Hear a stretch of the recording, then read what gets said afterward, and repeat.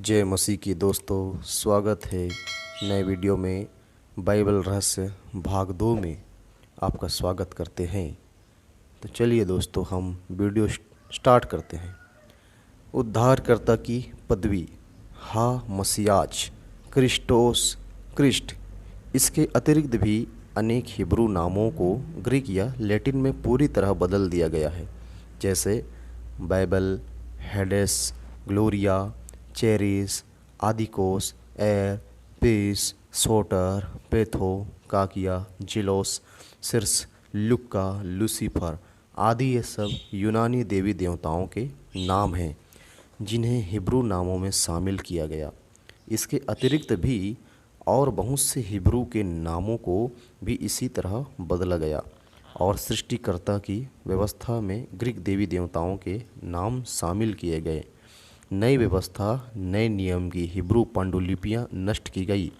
ईस्वी सन दूसरी शताब्दी में इज़राइल में 3 समूह बन गए। पहले समूह में केवल वे यहूदी शामिल थे जिनका विश्वास यहूदीवाद पर था और उन्होंने उद्धारकर्ता यहोशुआ एवं हिब्रू की नई व्यवस्था को ठुकरा दिया।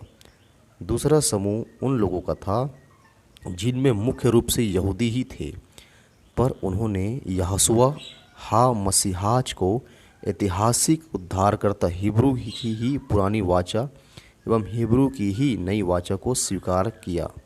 यह समूह नाज़रीन कहलाया। तीसरा समूह उनका था जिन्होंने सत्य को दबाया, छिपाया, तोड़ा मरोड़ा और मूल हिब्रू की वाचा के स्थान पर ग्रीक अनुवाद सेप्टुअजिंट एवं ग्रीक लैटिन अनुवाद को स्वीकार किया। उन्होंने ग्रीक में ईशोयस क्रिस्टोस पर तथा लैटिन में अस्से क्रिस्टोस नाम एवं पदवी स्वीकार किया, जबकि प्रथम व तीसरे समूह ने उद्धारकर्ता व सत्य को ठुकरा दिया। रोमी सम्राट हेड्रियन ईस्वी सन 117 से 138 में यरूशलेम को नष्ट करने एवं वहां कभी भी शहर न बनने देने का संकल्प लिया। उसने यहूदियों में विद्रोह जगाने के लिए हिब्रू व्यवस्था पर आरोप लगाए और रोमियों ने उद्धारकर्ता यहोशुआ को स्वीकार करने वाले यहूदियों को सताना प्रारंभ किया। चूँकि रोमी सैनिक हिब्रू की नई वाचा, नए नियम के बारे में कुछ नहीं जानते थे, उन्होंने सभी हिब्रू पांडुलिपियों को नष्ट करना प्रारंभ किया।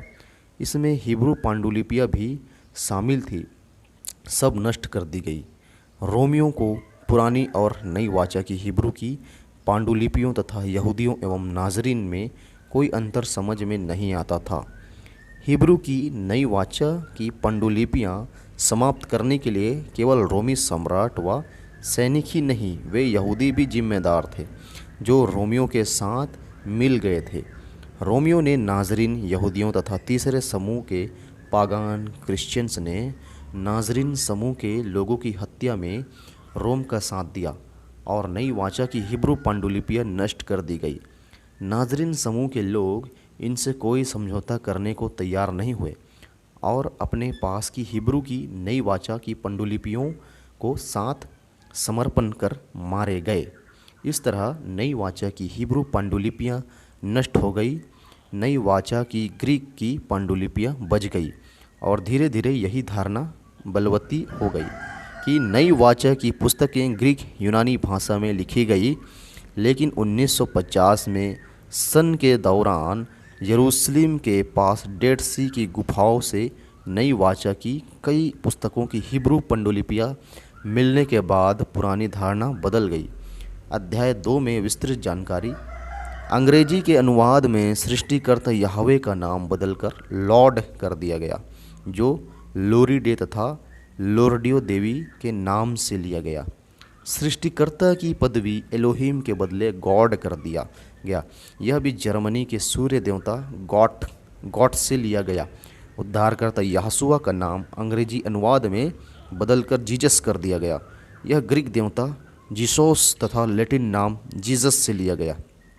उद्धारकर्ता की पदवी का नाम अंग्रेजी में क्रिस्ट कर दिया गया, जो ग्रीक नाम क्रिस्टोस तथा लैटिन नाम क्रिस्टोस से लिया गया। अन्य भाषाओं में भी किए गए अनुवादों में इसी तरह अनेक परिवर्तन, हेरफेर एवं सत्य को छिपाने के लिए अन्य विकल्प शामिल किए गए। परंतु 1950 में प्राप्त डेड सी स्क्रोल से नई वाचा की मूल हिब्रू पांडुलिपियाँ मिलने के बाद यह सारा पाखंड खुलकर बाहर आ गया और पुरानी व नई वाचा संबंधी अनुवादों को लेकर सारा परिदृश्य बदल गया। अभी ऐसे ही और भी सत्यतापूर्ण रहस्यों को खोलने जाने की भविष्य में संभावनाएं हैं।